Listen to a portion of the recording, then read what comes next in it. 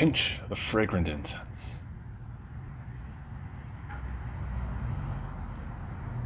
Some wine on a home altar.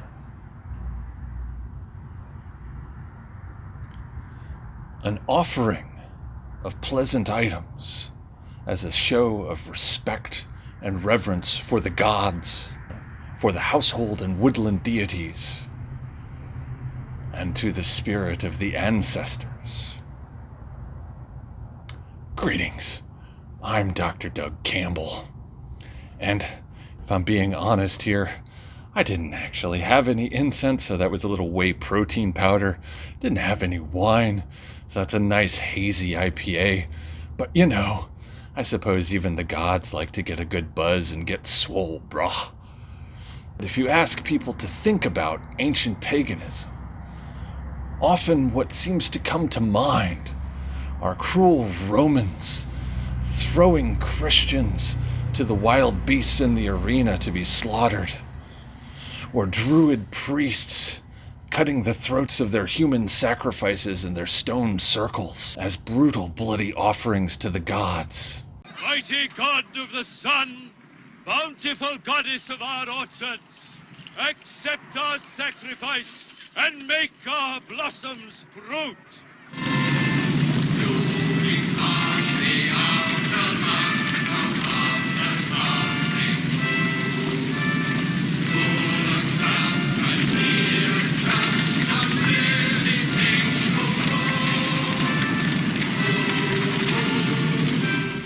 Is that actually the reality of ancient polytheistic religion? Or is that image of paganism as bloodthirsty and intolerant just BS? Let's find out.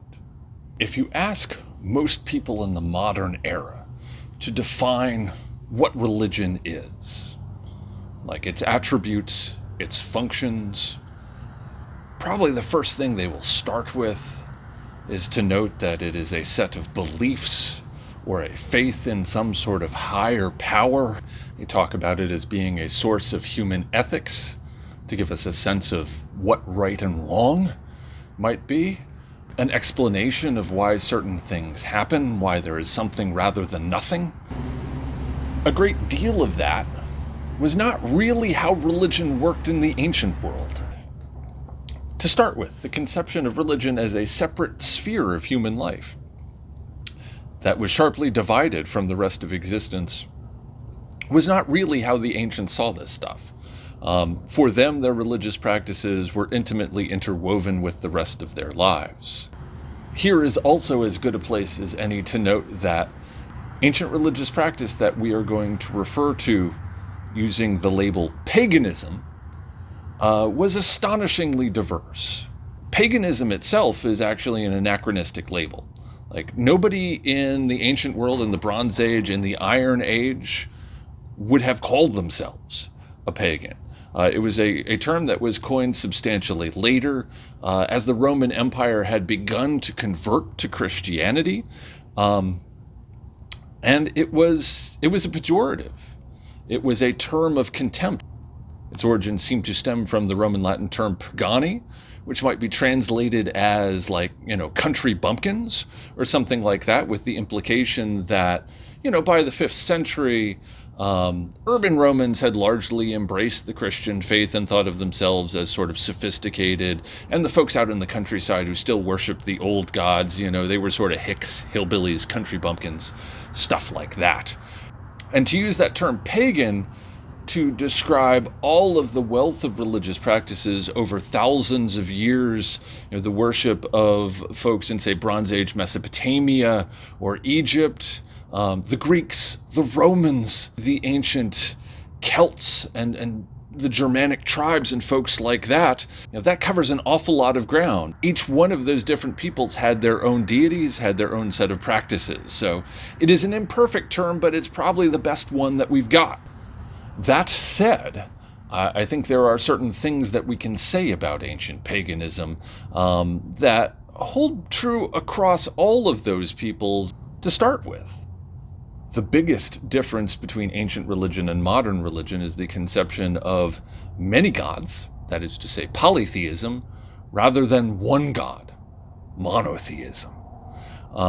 Monotheism did exist by the dawn of the Iron Age in the ancient world, but it was solely the purview of the ancient Jews and remained a sort of idiosyncratic, eccentric religious system. All of the other peoples of the ancient Western world worshipped an astonishing variety of deities. And you had individual gods who represented individual concepts, who had different roles, who might be associated with different localities. So that's another thing too. The gods tended to be local, that there might be a specific god or group of gods who was associated with a particular city, a particular group of people or ethnicity, whom they would worship without denying the existence of any of the other gods. So the gods were local. They also tended to be anthropomorphic. That is to say, in the image of human beings. They were physical rather than transcendent. They had bodies. They had sex. The oldest work of literature in the entire human experience, the Epic of Gilgamesh, that figure of Gilgamesh, this ancient Sumerian king and kind of superhero, is described in the text as being 2/3 god and 1/3 man, which I'm not entirely sure how the math works there, how you can, with two parents, be a third anything, but like if I were there in front of Gilgamesh, I would not bring it up because he could undoubtedly kick my ass. But the idea, at least, is that his mother was a goddess, his father was immortal, and there's a lot of ancient mythology that works that way. Modern religion, as we said, posits divine forces as a source of human ethics, how human beings should treat one another. That may or may not be there in ancient paganism. It all very much depends. On the one hand, a lot of the ancient deities are portrayed as being intensely flawed. They are capable of screwing up. It is inconceivable to envision in ancient Greece a bumper sticker, or whatever the equivalent would be, a chariot sticker, I don't know, reading WWZD ? What would Zeus do? Because if you know anything about Greek mythology, part of the answer to that question is Zeus would get busy with as many attractive mortal women as possible and lie his ass off about it to his wife, the immortal goddess Hera. Clearly, he is problematic as a source of ethics. So that's ambiguous. The gods may or may not care about human ethics. It is virtually impossible for people living in the modern world to define religion without using either the word belief or the word faith, because that is largely what religion is to us. It is a matter of belief. To the extent to which, if you were to ask somebody living in the 21st century, do you believe in God? Their answer to that question would tell you a great deal about that person's stance on life, the universe, and everything. But if you were to go back to, at any point in the ancient world, and ask folks in ancient Sumeria, or ancient Egypt, or ancient Rome, do you believe in God? Or do you believe in the gods? They would look at you with a funny expression. And probably the answer would be something along the lines of yes, but what does that have to do with anything? Because for ancient pagans, religion was much more a matter of what you did than what you believed. Or to use fancy scholarly terminology, and why don't we? Because fancy scholarly terminology is really, really cool. Ancient paganism focused on orthopraxy, that is to say, the correct ritual action, rather than orthodoxy, the correct beliefs. And, indeed, the sort of fake pagan ritual that I began the video with, you'd ask, come on, Dr. Campbell, what are you doing there? Do you actually believe in, local woodland deities or something like that? No. Not especially, but, from an ancient pagan perspective, that doesn't matter at all. The point is offering them the appropriate respect. If you give something cool to the gods, they will give something cool to you in return. You take care of them, they take care of you. For the Romans, the expression was do ut des. I give, so that you will give. That does bring us then to the topic of sacrifices, which often has a sort of unsavory flavor in modern ears, but often it could be how I started out the video, just a show of respect to the gods by giving them something of value, something that is pleasant, that tastes good or that smells good, as an acknowledgement that one respects and reveres the gods. Obviously, we can up the ante from like incense and wine, although that was, for the ritual practice of your average inhabitant of the ancient world, those sorts of sacrifices were probably the most common. But certainly throughout the Western world, you did have burnt offerings that, there would be a sort of set of temple ceremonies where an animal with particular characteristics would be slaughtered in a particular way. That does bring us to the question of, well, if an animal is seen as pleasing to the gods and could be sacrificed, wouldn't a human be even more valuable than that? And, potentially, human sacrifice is not unheard of in the Western tradition. It doesn't seem to have been particularly common.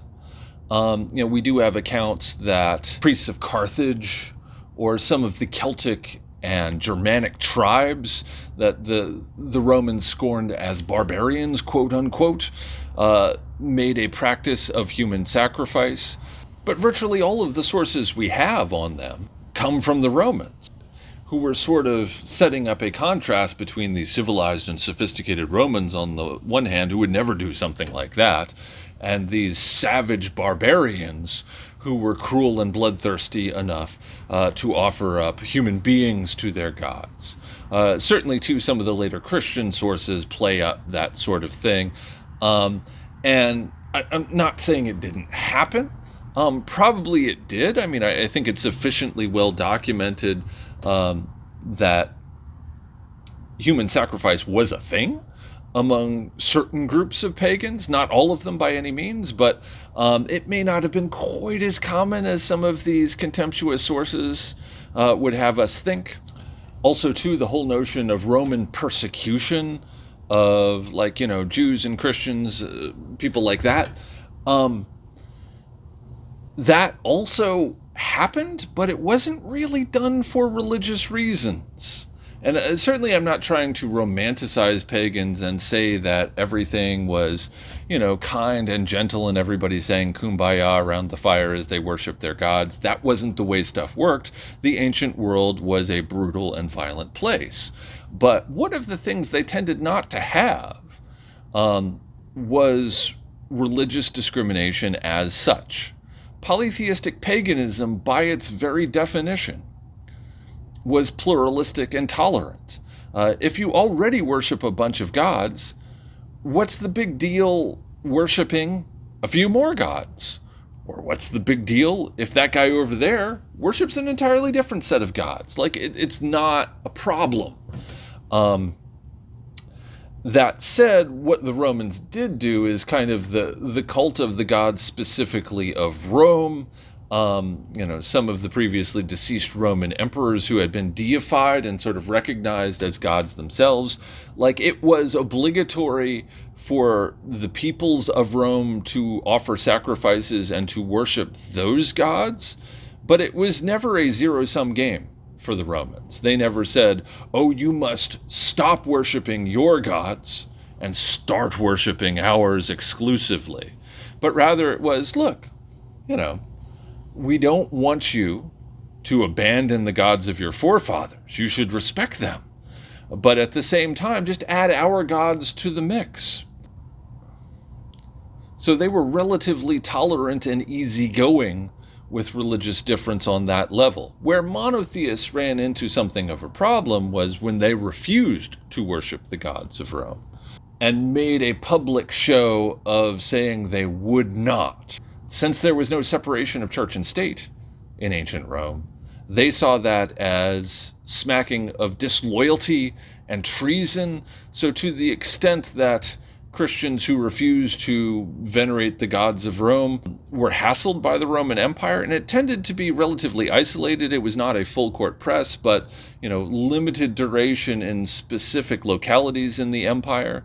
Like, if Roman authorities had really wanted to wipe out Christianity, in the 1st or 2nd centuries, they probably could have. It wasn't that big a movement. But to the extent those persecutions occurred, it was largely seen as a political offense rather than a religious one per se. And certainly one thing that you really never saw among ancient pagans was war in the name of religion, something like the Crusades or, conflicts between, say, Protestants and Catholics, stuff like that. Like that never would have occurred in a polytheistic culture because it's pluralistic by its very nature. And certainly what we can say is, once they assumed power, monotheists were at least every bit as harsh towards pagans as pagans had ever been towards monotheists. After the Roman Empire converted to Christianity, there was a systematic effort to ban pagan worship, to destroy temples, to wipe out pagan ritual, which is why, we know a fair amount about, say, Greek and Roman mythological stories. We know comparatively little about the actual rituals that accompanied them. For some of the Celtic and Germanic peoples during the Middle Ages who were eventually Christianized, we know virtually nothing about their religious practice because it was systematically wiped out by the Christians. And, not trying to say that monotheists are uniquely evil or anything like that, but that mode of religious worship had its flaws, and that particular flaw seems to have been stronger among monotheists than among pagans. Recommended reading and media. If you want an example of both kind of a rich pagan mythological literature, as well as an example of how Christianity has obscured some of the original form of those stories, the Prose Edda by Snorri Sturlson from the 13th century. You've got an Icelandic convert to Christianity who was retelling some of the old kind of Norse religious stories, but it's sort of overlaid with a kind of Christian frame narrative. It gives you the cool stories, like it gives you all of the great Norse stuff, but it is also obscured by the monotheistic culture in which it was written. In a more scholarly vein, A History of Pagan Europe by Prudence Jones and Nigel Pennick from 1997 is an attempt to treat the various Western pagan systems as a unit. Worth noting that, in some ways it is an attempt to link modern pagan revivalism, which is kind of a thing, and is very difficult, obviously, because a lot of those initial pagan traditions have been stamped out. But the authors attempt to tie all of those ancient pagan practices together in a way that is perhaps not entirely accurate. Like, they agreed on some stuff, but they probably disagreed on a whole lot more. Still, it is an interesting read, worth your time. Also, I would be remiss if I did not recommend the 1973 movie The Wicker Man, starring Christopher Lee as a pagan priest in 20th century Scotland, a sort of pagan revivalist. Is it at all accurate as a representation of the history of paganism? No, not even close. Is it an awesome, creepy horror movie? Absolutely. You'll love it. Do keep in mind, though, you must avoid at all costs the 2006 Nicolas Cage remake of The Wicker Man, which sucks hard. Like, it's awful. Do not, under any circumstances, watch that. The original, great. The remake, yeah. At any rate, then, that brings us to the conclusion. If we are asking the question, ancient paganism, was it really intolerant and bloodthirsty in the way that it is sometimes portrayed in contemporary culture? Not especially. I'm going to have to say that that's BS. Ancient paganism had its flaws, but, what religious culture doesn't, ultimately? That's all for now. Remember, always check your sources and evidence. Bye.